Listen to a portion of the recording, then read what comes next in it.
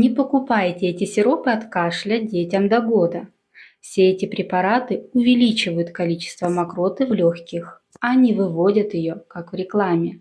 А все потому, что грудничок не способен откашливать мокроту. Причина кашля – это отек слизистой бронхов, при котором просвет бронхов сужается. А если дать сироп, то количество мокроты может закупорить просвет полностью. Поэтому основная задача при кашле у грудничка – снять отек слизистой. Нужно дать антигистаминные средства, например, фенистил, снять спазм бронхов, ингаляции через небулайзер с альбутамолом или берадуалом на физрастворе. Подключить антибиотик, если это причина кашля бактериальная инфекция, а если это вирусы, то свечи с интерфероном. При высокой температуре парацетамол или буфен лучше всего в форме свечей.